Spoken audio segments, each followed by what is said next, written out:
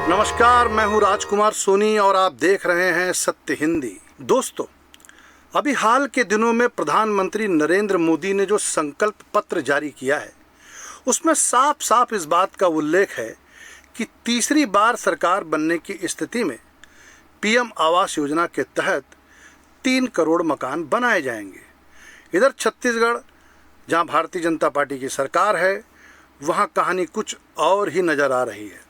सूबे की साय सरकार ने आचार संहिता लगने से पहले लगभग 18 लाख मकानों के निर्माण के लिए केंद्र से मंजूरी मांगी थी, लेकिन केंद्र से मंजूरी नहीं मिली और मामला अटक गया। अब आगे मंजूरी मिलेगी या नहीं मिलेगी, इसे लेकर पूरे छत्तीसगढ़ में संशय कायम हो गया है, यानी एक कुहासा छा गया है और यह मुद्दा लोकसभा चुनाव का एक बड़ा मुद्दा बन गया है। अब गांव-गांव में यह सवाल जोर शोर से उठ रहा है कि जब केंद्र मंजूरी ही नहीं दे रहा है और पैसा देने में हीला हवाला कर रहा है, तो गरीबों का मकान कैसे बन पाएगा। भाजपा ने मकान बनाने के नाम पर गरीबों के साथ छलावा किया है, धोखा किया है, आदि आदि आदि।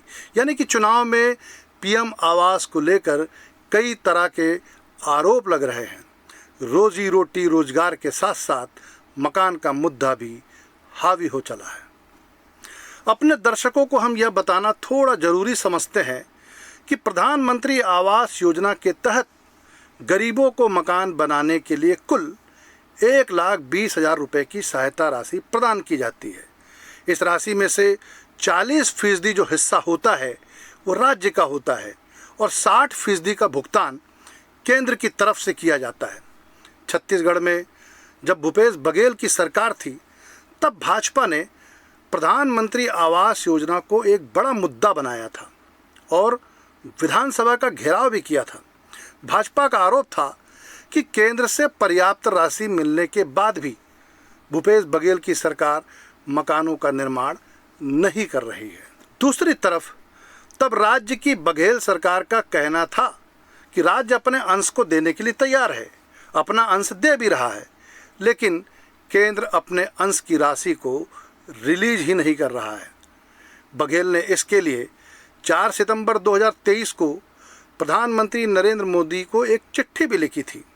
चिट्ठी का जो लब्बो-लुआब था वो यही था कि स्थायी प्रतीक्षा सूची में शामिल लगभग 7 लाख गरीब परिवारों और आवास प्लस के तहत जो आते हैं, उसमें से लगभग 8 लाख से ज़्यादा परिवारों को मकान बनाने के लिए मोदी सरकार को राशि जारी करनी चाहिए थी, लेकिन ऐसा नहीं हुआ।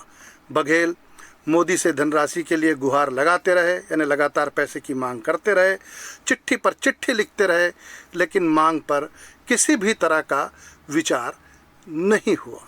इस बीच एक बड़ा राजनीतिक घटनाक्रम देखने को मिला। भूपेश बघेल सरकार के पंचायत एवं ग्रामीण विकास मंत्री टीएस सिंहदेव ने यह कहते हुए पंचायत मंत्री का पद छोड़ दिया कि अफसर उनकी बात नहीं सुन रहे हैं और जिन गरीबों के पास मकान नहीं है उन्हें मकान भी नहीं मिल पा रहा है। टीएस सिंहदेव के इस्तीफे के बाद छत्तीसगढ़ की राजनीति में एक भूचाल देखने को मिला था। तब भाजपा को यह कहने का मौका मिल गया था कि देखिए, केवल हम ही नहीं बल्कि कांग्रेस के कद्दावर मंत्री भी यह साफ साफ कह रहे हैं कि गरीबों को मकान बनाने के लिए भूपेश सरकार पैसा नहीं दे रही है। पंचायत मंत्री के इस्तीफे के बाद भाजपा ने पूरे मसले को जोर शोर से उठाया।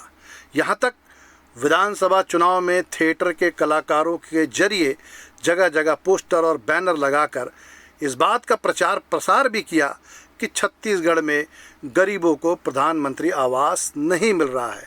भाजपा की तरफ से चुनाव में यह बताने की भी कवायद हुई कि कांग्रेस ने गरीबों का पैसा खा लिया है, गरीबों का पैसा दबा दिया है। लेकिन इधर अब स्थितियां थोड़ी पलट गई है।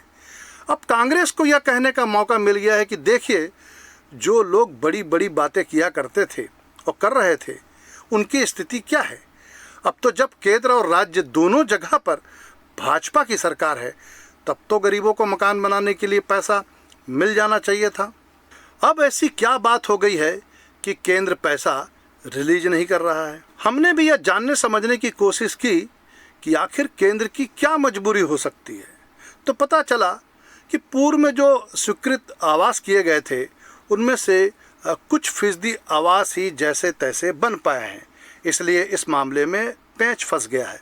जानकारों का कहना है कि राज्य की ओर से 18 लाख मकानों के लिए जो स्वीकृति मांगी गई है उसकी ठीक ठाक पड़ताल अभी केंद्र की तरफ से बाकी है। आचार संहिता लगने की वजह से कोई भी जिम्मेदार अफसर यह बताने को तैयार नहीं है कि मामला कहां पर अटक गया है, लेकिन भाजपा के नेता यह जरूर कहते हुए मिल जाते हैं कि सब काम धीरे धीरे होता है तो सब कुछ धीरे धीरे ठीक हो जाएगा। वैसे भाजपा नेताओं की यह सफाई ग्रामीण इलाके के मतदाताओं के मन में कोई गहरा असर छोड़ रही है, ऐसा दिखता तो नहीं है। कांग्रेस के एक कद्दावर नेता भूपेश बघेल तो साफ साफ अपनी सभाओं में कह रहे हैं कि जब विधानसभा का चुनाव हम जीत नहीं पाए तब मुझे सीएम हाउस खाली करने का फरमान दिया गया था। मैंने मुख्यमंत्री साहब से पूछा कि मुझे कब तक घर को खाली करना है, तो मुख्यमंत्री ने कहा कि अभी तो आप रहिए, जब तक प्रधानमंत्री आवास योजना का पैसा आ नहीं जाता तब तक मैं सीएम हाउस नहीं जाऊंगा।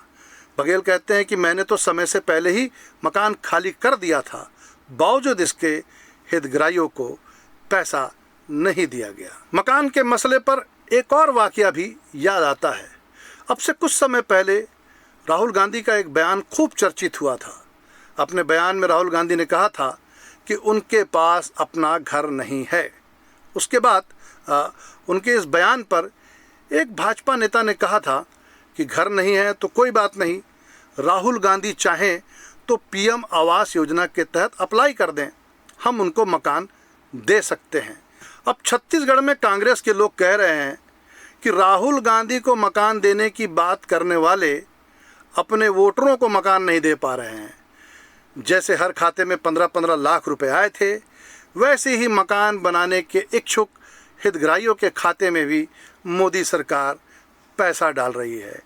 गरीबों का मकान हवा में बन रहा है।